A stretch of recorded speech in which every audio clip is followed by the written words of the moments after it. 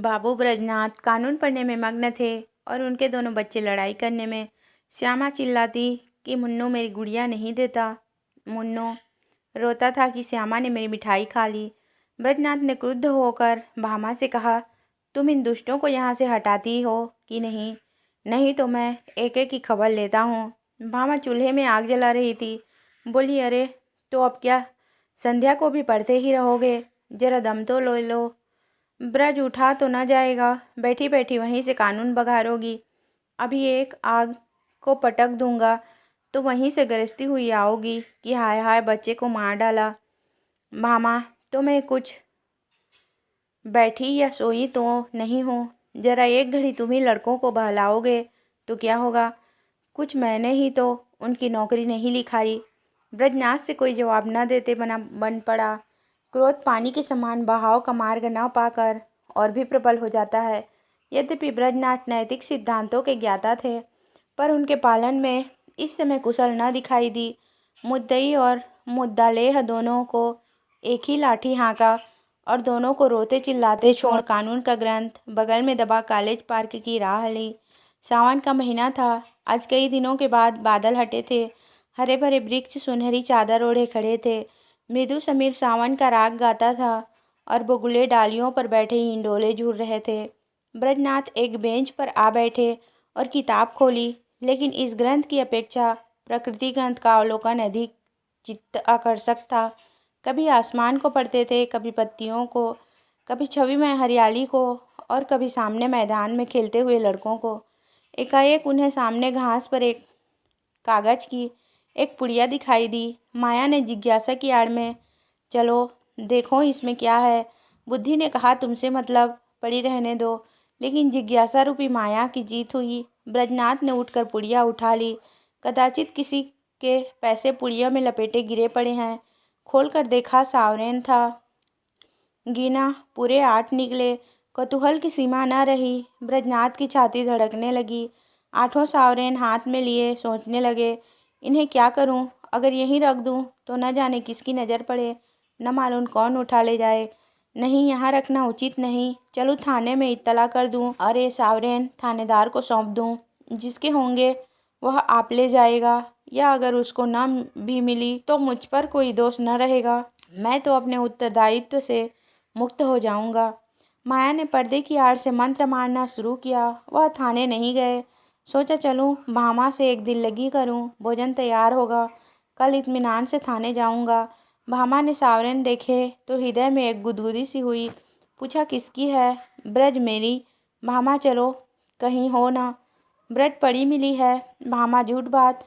ऐसे ही भाग्य के बली हो तो सच बताओ, कहाँ मिली, किसकी है?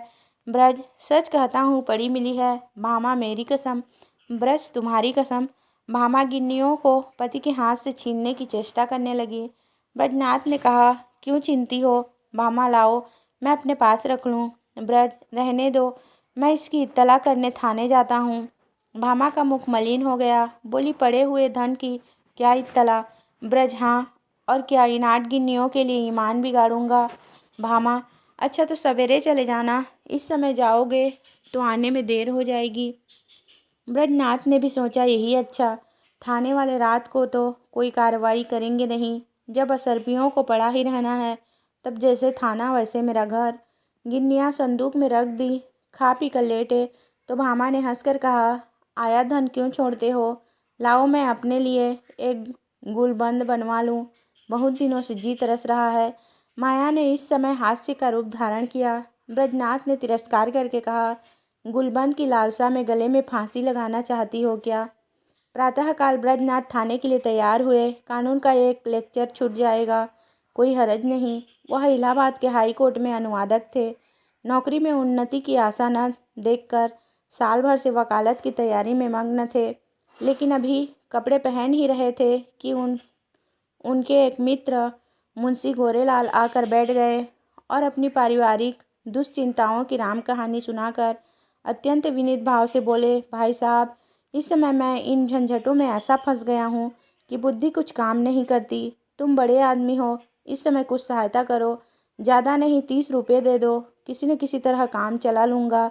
आज 30 तारीख है, कल शाम को तुम्हें रुपये मिल जाएंगे। ब्रजनाथ बड़े आदमी तो न थे, किंतु बड़प्पन की हवा बांध रखी थी। यह मिथ्याभिमान उनके स्वभाव की एक दुर्बलता थी।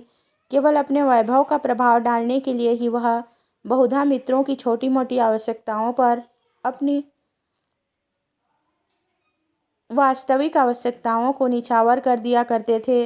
लेकिन भामा को इस विषय में उनसे सहानुभूति न थी।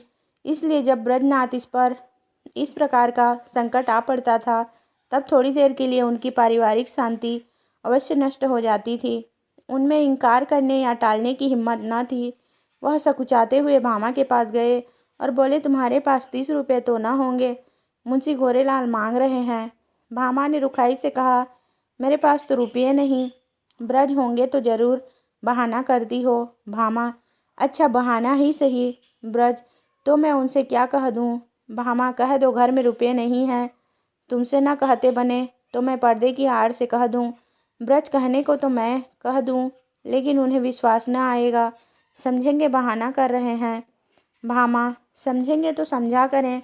ब्रज, मुझसे ऐसी बेमुरौती नहीं हो सकती। रात दिन का साथ ठहरा, कैसे इनकार करूं? भामा, अच्छा तो जो मन में आवे सो करो। मैं एक बार कह चुकी, मेरे पास रुपये नहीं। ब्रजनाथ मन में बहुत खिन्न हुए। उन्हें विश्वास था कि भामा के पास रुपये हैं, लेकिन केवल मुझे लज्जित करने के लिए इनकार कर रही है। दुराग्रह ने संकल्प को दृढ़ कर दिया। संदूक से 2 गिन्नियाँ निकाली और गोलेलाल को देकर बोले, भाई, कल शाम को कचहरी से आते ही रुपये दे जाना। ये एक आदमी की अमानत है। मैं इसी समय देने जा रहा था। यदि कल रुपये न पहुँचे तो मुझे बहुत लज्जित होना पड़ेगा, कहीं मुंह दिखाने योग्य न रहूँगा। गोरेलाल ने मन में कहा, अमानत स्त्री के सिवाय और किसकी होगी? और गिन्नियाँ जेब में रख कर घर की राह ली। आज 1 तारीख की संध्या है। ब्रजनाथ दरवाजे पर बैठे गोरेलाल का इंतजार कर रहे हैं। 5 बज गए, गोरेलाल अभी तक नहीं आए। ब्रजनाथ की आंखें रास्ता की तरफ लगी हुई थी। हाथ में एक पत्र था, लेकिन पढ़ने में जी नहीं लगता था। हर तीसरे मिनट रास्ते की ओर देखने लगते थे, लेकिन सोचते थे आज वेतन मिलने का दिन है, इसी कारण आने में देर हो रही है। आते ही होंगे। 6 बजे गोरेलाल का पता नहीं। कचहरी के कर्मचारी एक एक करके चले आ रहे थे। ब्रजनाथ को कई बार धोखा हुआ। वह आ रहे हैं, जरूर वही हैं। वैसा ही अचकन है, वैसे ही टोपी है, चाल भी वही है। हाँ, वही हैं, इसी तरफ आ रहे हैं। अपने हृदय से एक बोझ सा उतरता मालूम हुआ, लेकिन निकट आने पर ज्ञात हुआ कि कोई और है। आशा की कल्पित मूर्ति दुराशा में बदल गई। ब्रजनाथ का चित्त खिन्न होने लगा। वह एक बार कुर्सी से उठे, बरामदे की चौखट पर खड़े हो सड़क पर दोनों तरफ निगाह दौड़ाई। कहीं पता नहीं। 2-3 बार दूर से आते हुए इक्कों को देखकर गोरेलाल को भ्रम हुआ। आकांक्षा की प्रबलता। 7 बजे चिराग जल गए। सड़क पर अंधेरा छाने लगा। ब्रजनाथ सड़क पर उद्विग्न भाव से टहलने लगे। इरादा हुआ गोरेलाल के घर चलूं। उधर कदम बढ़ाया, लेकिन हृदय कांप रहा था कि कहीं वह रास्ते में आते हुए न मिल जाए, तो समझे कि थोड़े से रुपयों के लिए इतने व्याकुल हो गए। थोड़ी ही दूर गए कि किसी को आते देखा। भ्रम हुआ गोरेलाल हैं। मुड़े और सीधे बरामदे में आकर दम लिया, लेकिन फिर वही धोखा, फिर वही भ्रांति। तब सोचने लगे कि इतनी देर क्यों हो रही है? क्या अभी तक वह कचहरी से न आए होंगे? ऐसा कदापि नहीं हो सकता। उनके दफ्तर वाले मुद्दत हुई निकल गए। बस 2 बातें हो सकती है।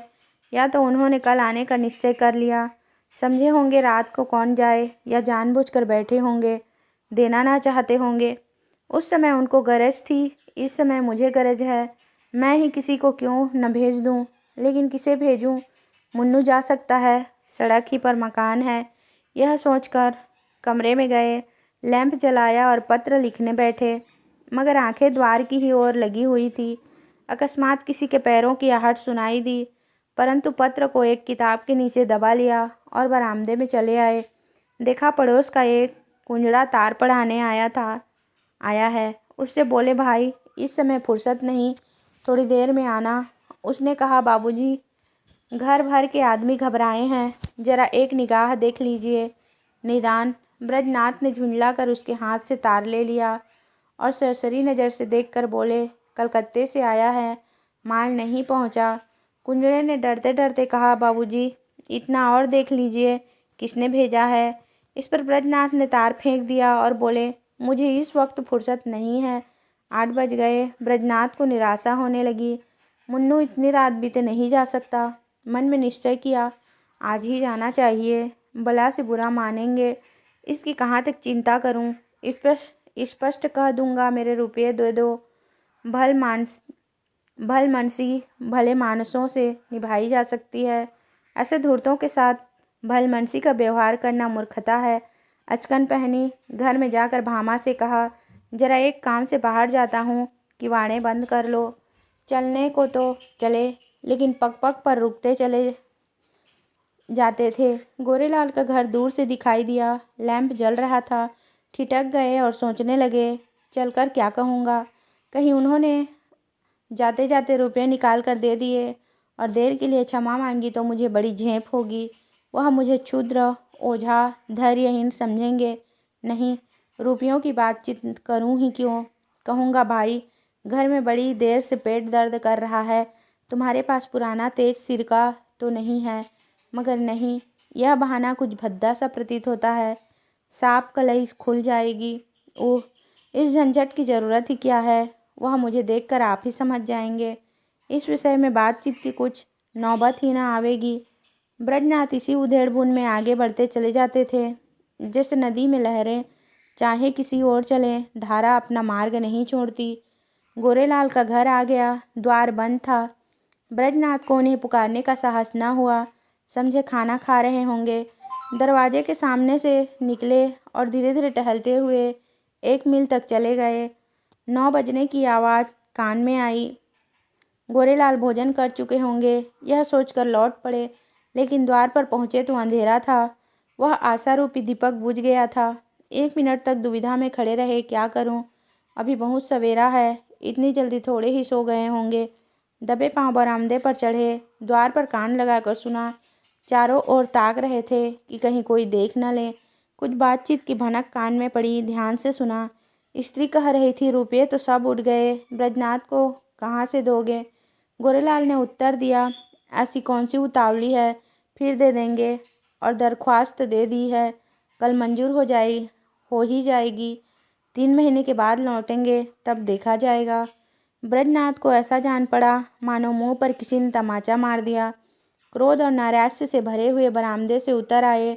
घर चले तो सीधे कदम न पड़ते थे, जैसे कोई दिन भर का थका मांदा पथिक हो। ब्रजनाथ रात भर करवटें बदलते रहे। कभी गोरेलाल की धूर्तता पर क्रोध आता था, कभी अपनी सरलता पर। मालूम नहीं किस गरीब के रुपये हैं, उस पर क्या बीती होगी। लेकिन अब क्रोध या खेद से क्या लाभ।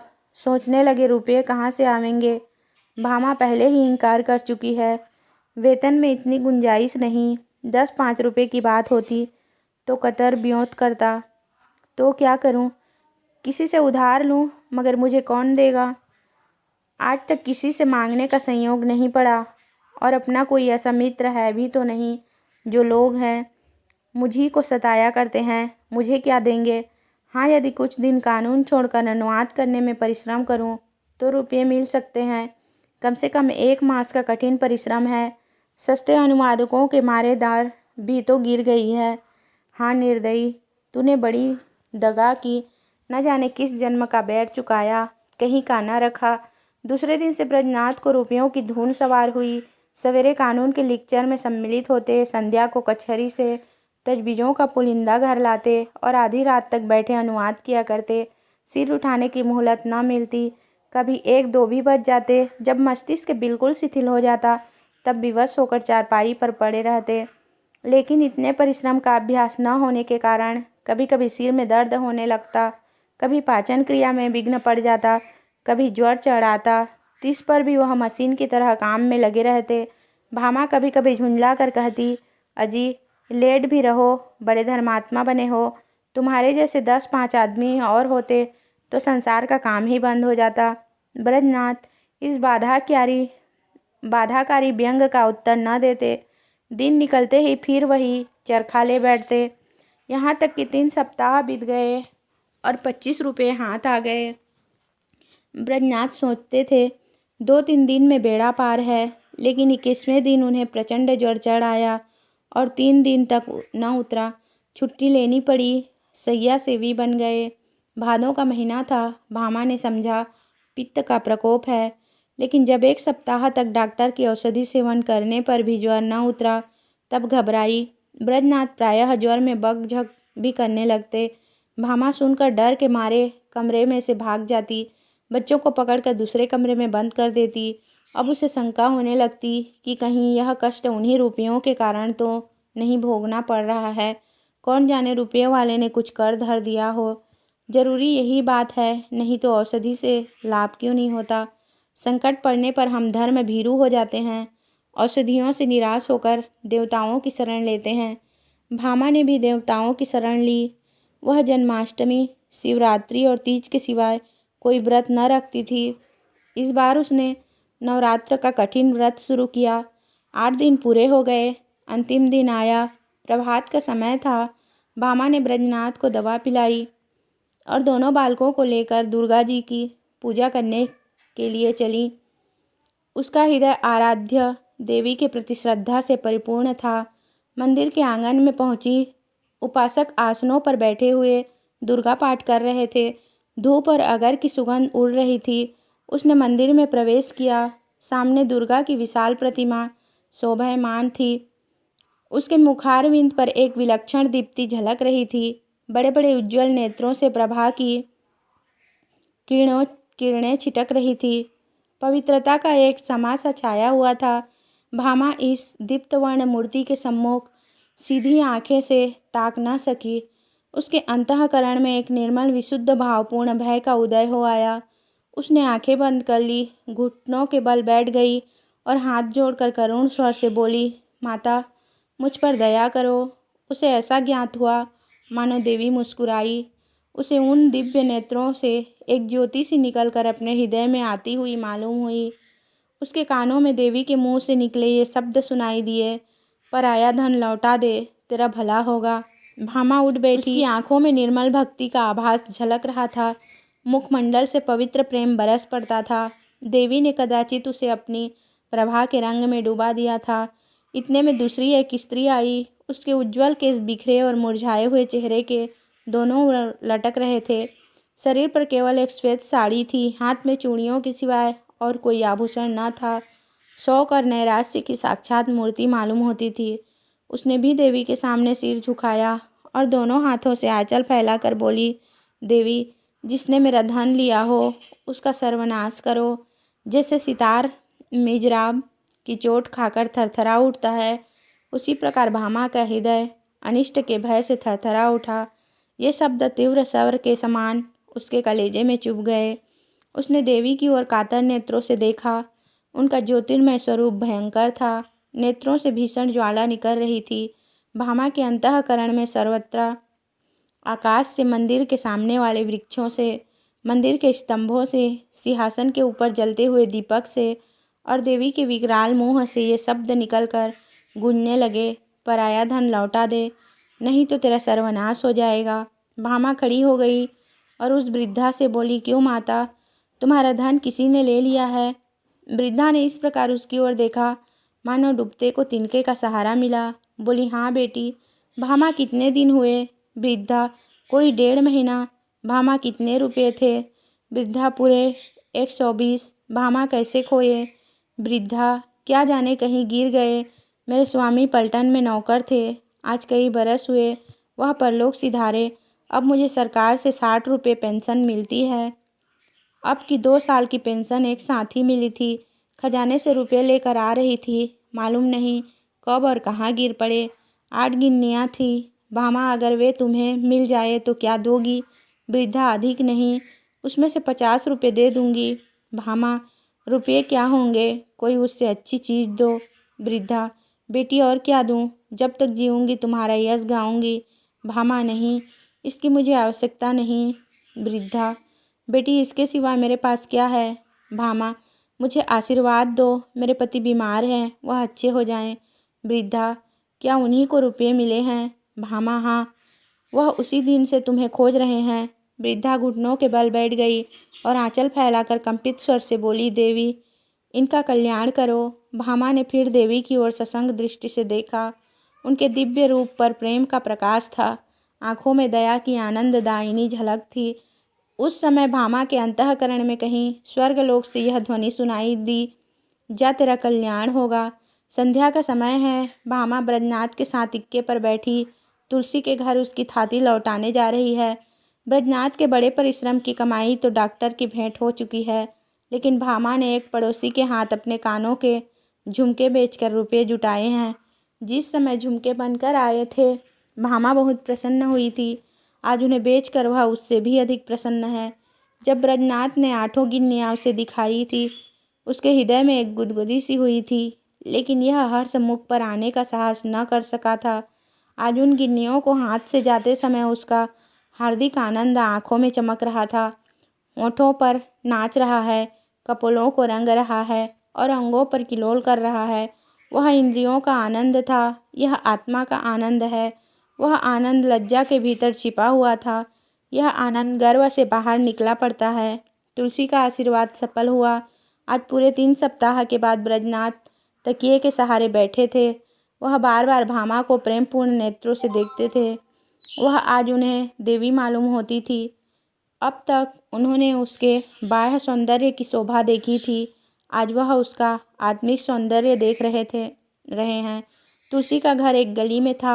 इक्का सड़क पर जाकर ठहर गया। ब्रजनाथ इक्के पर से उतरे और अपनी छड़ी टेकते हुए भामा के हाथों के सहारे तुलसी के घर पहुँचे। तुलसी ने रुपये लिए और दोनों हाथ फैलाकर आशीर्वाद दिया, दुर्गा जी तुम्हारा कल्याण करें। तुलसी का वर्णहीन मुख वैसे ही खिल गया जैसे वर्षों के पीछे वृक्षों की पत्तियां खिल जाती हैं। सिमटा हुआ अंग फैल गया, गालों की झुर्रियाँ मिटती दिख पड़ी।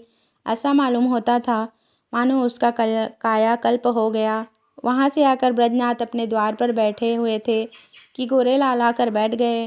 ब्रजनाथ ने मुंह फेर लिया। गोरेलाल बोले, भाई साहब कैसी तबीयत है? ब्रजनाथ, बहुत अच्छी तरह हूँ। गोरेलाल, मुझे क्षमा कीजिएगा, मुझे इसका बहुत खेद है कि आपके रुपये देने में इतना विलम्ब हुआ। पहली तारीख ही को घर से एक आवश्यक पत्र आ गया और मैं किसी तरह 3 महीने की छुट्टी लेकर घर भागा। वहाँ की विपत्ति कथा कहूँ तो समाप्त न हो, लेकिन आपकी बीमारी का शोक समाचार सुनकर आज भागा चला आ रहा हूँ। ये लीजिए, रुपये हाजिर है। इस विलम्ब के लिए अत्यंत लज्जित हूँ। ब्रजनाथ का क्रोध शांत हो गया। विनय में कितनी शक्ति है। बोले, जी हाँ, बीमारी तो था, लेकिन अब अच्छा हो गया हूँ। आपको मेरे कारण व्यर्थ कष्ट उठाना पड़ा। यदि इस समय आपको असुविधा हो तो रुपये फिर दे दीजिएगा। मैं अब उरीण हो गया हूँ, कोई जल्दी नहीं है। गोरेलाल विदा हो गए तो ब्रजनाथ रुपये लिए हुए भीतर आए और भामा से बोले, ये लो अपने रुपये। गोरेलाल दे गए। भामा ने कहा, ये मेरे रुपये नहीं, तुलसी के हैं। एक बार पराया धन लेकर सीख गई ब्रज, लेकिन तुलसी के पूरे रुपये तो दे दिए गए। भामा, दे दिए तो क्या हुआ, ये उसके आशीर्वाद की न्योछावर है। ब्रज, कान के झुमके कहाँ से आवेंगे? भामा, झुमके न रहेंगे न सही, सदा के लिए कान तो हो गए।